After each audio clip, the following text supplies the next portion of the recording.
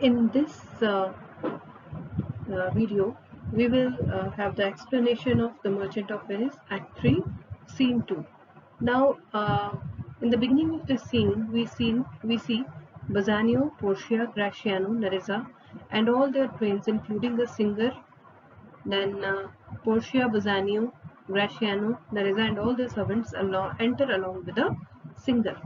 So now here we find Bassanio making the choice. Now Portia, she speaks to Bassanio, I pray you tarry.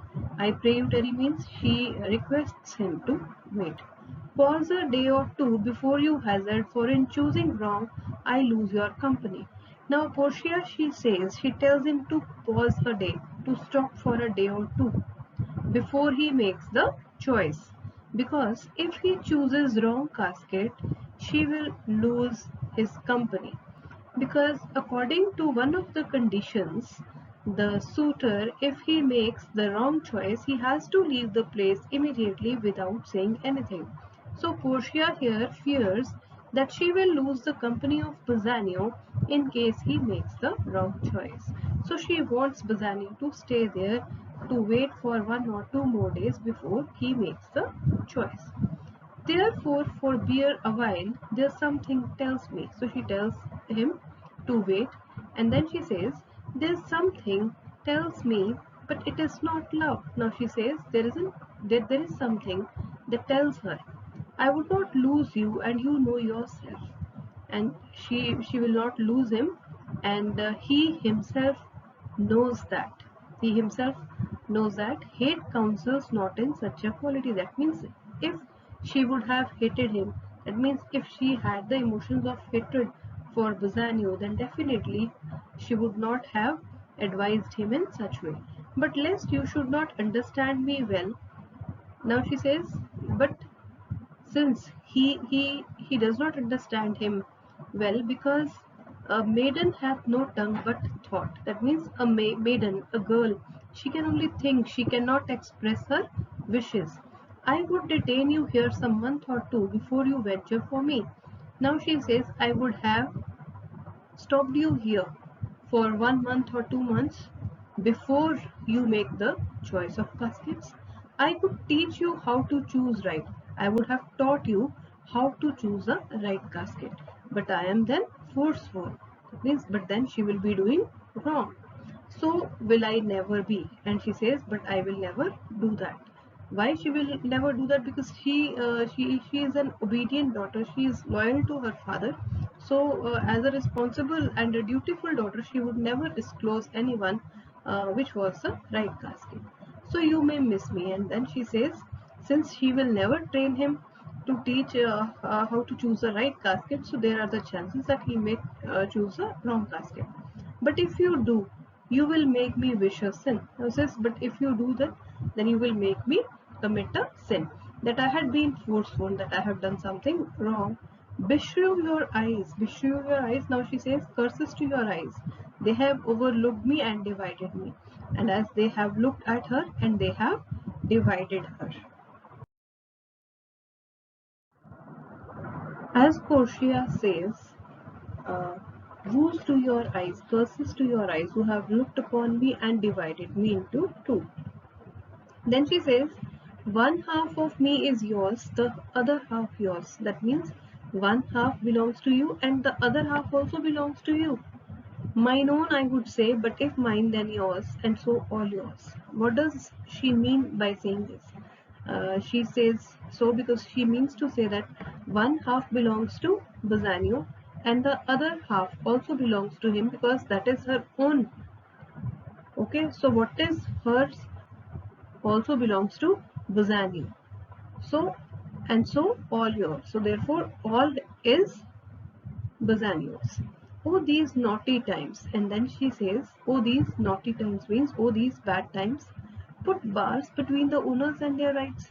And she says, these bad times, they have put barriers between the owners and their rights. Now, what does she mean by saying that? Saying this?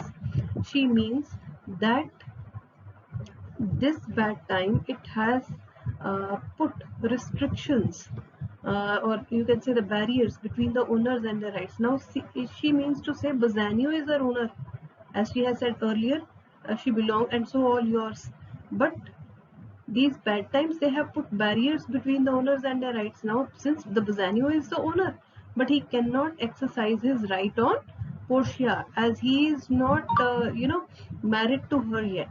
And so, though yours, not yours. Although she is his, she belongs to him, but still she is not his.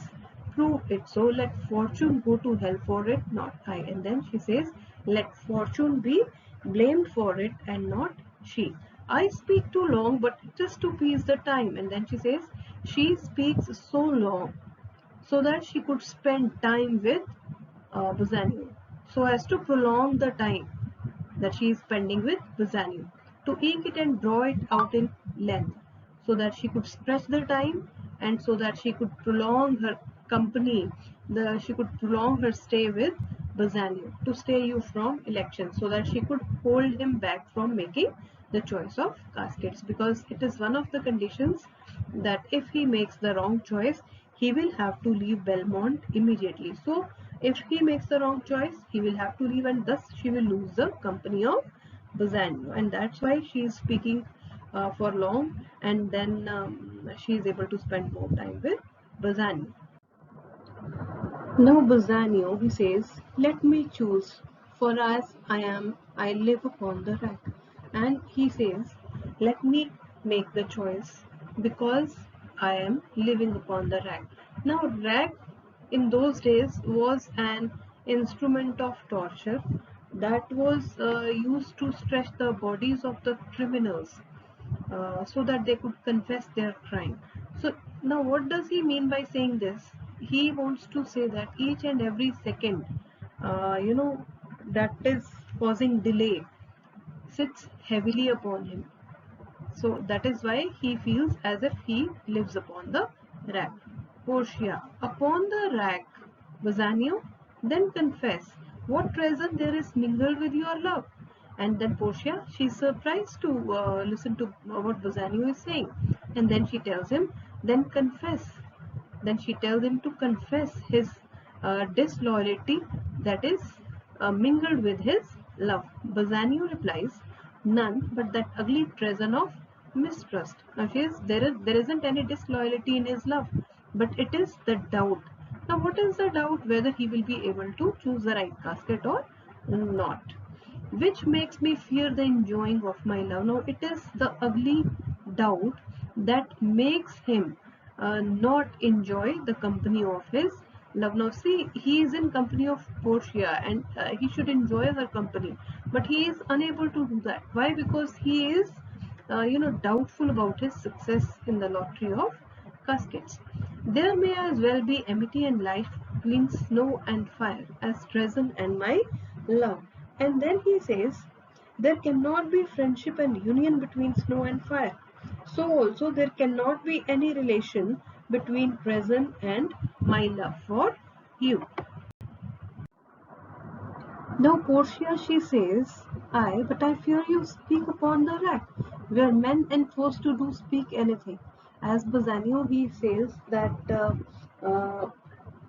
his, uh, there is no relation between the present and his love for Portia.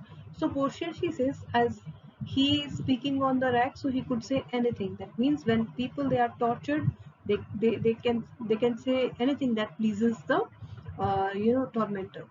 Bassanio, promise me life and I will confess the truth.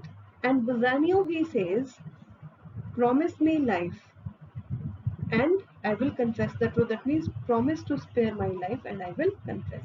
Then Portia, she says, well then confess and live. Now in those days when the criminals, they were tortured, they were tormented, uh, they were given an option. The option was to confess, to speak the truth, and their life would be granted. Bassanio, confess and love had been the very sum of my confession. And then he says, confess and love had been the very gist of his confession. Oh happy torment, when my torturer doth teach me answers for deliverance. Now says, what kind of happy torture I am having? What kind of torment am I given by my torturer, who himself is teaching me how to deliver my answers? But let me to my fortune and the caskets. But let me go to seek my fortune by making the choice of the caskets. Then Portia, she says, away, then I am locked in one of them. If you do love me, you will find me out. Now she says, my portrait, I am locked. When she says I am locked, that does not mean that she herself is locked in one of the caskets. It means that her portrait is locked in one of the caskets. If you do love me, you will find me out. And if he loves her truly, he will surely find out the right casket. Nerissa and the rest stand all aloof, and then she instructs Nerissa and the other to stand aside. Let music sound while he doth make his choice. And she instructs them to play the music while he makes the choice. Then, if he lose, he makes a swan like end, fading in music. Now, she says, uh, if he may, fail in choosing the right casket.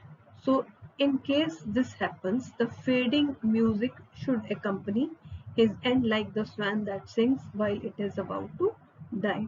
So, the Elizabethans believe that the swan sings only once just before it dies. So, Portia, she knows that the life will be very difficult for Bassanio if he does not choose the correct casket. So, it will be obviously kind of, death for him. So that's why she refers to swan-like end. That the comparison may stand more proper, my eye shall be the stream and watery deathbed for him. And that she means to say, this way the comparison will be complete, it will be proper. My eyes filled with tears will be the stream and watery deathbed for him, the way the, it would be a river for the swan to die. He may win and he may succeed also, and in that case, what kind of music will be played? Then she instructs her servants about that. Now, Portia, she says, uh, Bassanio may succeed in making the choice or he may lose. So she instructs her servants to play the music, the kind of music that is to be played if he is not successful. But if he succeed, then what is the music? Music is even as a flourish when the true subjects go to a new crowned monarch.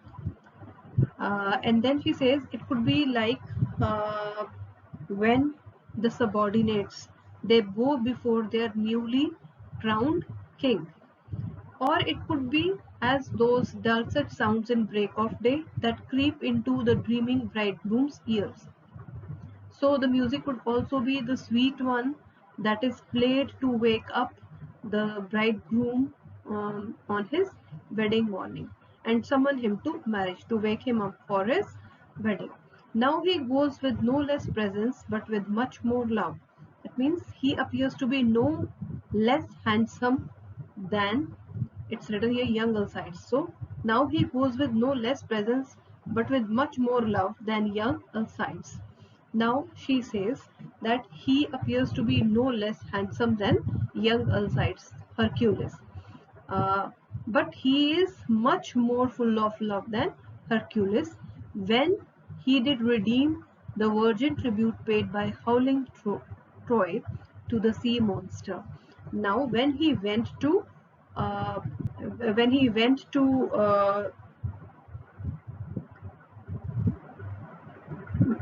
to save or rescue uh, the princess, the daughter of the king of Troy, that was paid to the sea monster as a tribute, and the all Trojans, they were there howling around.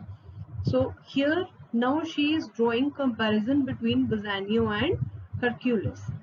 So she, kind of creates a picture of Hercules going to rescue Hermione, the princess of Troy, and Bassanio going to make the choice of caskets. Now see the difference in their purpose. Both of them look equally handsome. Clear? Now, this Hercules, his love for Hermione was not there. He had gone there for the, desire of horses that were to be presented by the king in case he rescues the princess. But Bassanio is with much more love. He's full of much more love than Hercules was. Actually, he is making the choice out of his love for Portia. So I hope you have understood this. Now she says, I stand for sacrifice. She compares herself to Hermione. The rest aloof are the Dardanian wives, and the rest of all others who are standing there, like Nerissa and the servants, or all those onlookers, they are referred to as Dardanian wives, the Trojan women, with bleared visages come forth to view. With bleared visages means tear-stained faces who have come to see the issue of the exploit, who have come to see the result. Go Hercules, live thou, I live. Then she says, go Hercules. Actually, she is saying to Bassanio, go Hercules. If you live, I will also live with much, much more dismay. That means she will be living with much more alarm. I view the fight than thou that makest the fray. And she says, I view the fight means I will watch the test. I will see you making the choice. A song, the whilst Bassanio comments on the caskets to himself. Singer sings, tell me where is fancy bred, or in the heart or in the head, how begot, how nourished. Reply, reply. So the song is being played while he makes the choice. Now this is half of the song. Uh, Now you might have noticed something. Morocco also made the choice, Aragon also made the choice, but no music or songs were played. So critics, they have an idea, or they simply comment on this, that Portia, she played music, or she played the song to give a hint to Bassanio on how to make the choice of caskets, because she did not want to make the wrong choice, and moreover she could not help him directly. She could not teach him how to choose a correct casket, because by doing this she will be she will be forsworn, it is written. So she cannot help him directly, so she indirectly helps him by playing the song.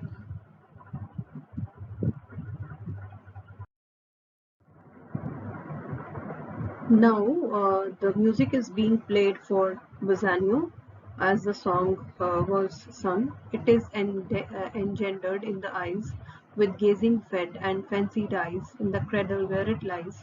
Let us all ring fences knell, I'll begin it, ding dong bell, all ding dong bell. Now the song finishes. Uh, Apparently, the song seems to give a clue to Bassanio to the correct choice of caskets. It's a kind of warning against judging by the eyes alone. That means judging by outward appearances. So he has got an alarm how to make the choice. Bassanio. How can we say that Bassanio has got a hint from the song? Bassanio. So may the outward shows be least themselves. The world is still deceived with ornament in law. Now you see, you might have noticed one thing. The beginning of the dialogue of Bassanio is with so. So now this conjunction, you are very much familiar with this conjunction so. So is used to infer out a meaning, to draw out a conclusion. Okay. So may the outward shows be least themselves. Now what he says, what conclusion he draws out, it is that the outward appearances may not be the real. They may not be what they actually appear to be. The world is still deceived with ornament. Now he says that the people, they are still deceived with outward appearances. In law, what place so tainted and corrupt, but being seasoned with a gracious voice, obscures the show of evil. In a lawsuit, a case which is most dishonest may be pleaded in a fine, eloquent voice to conceal the face of evil.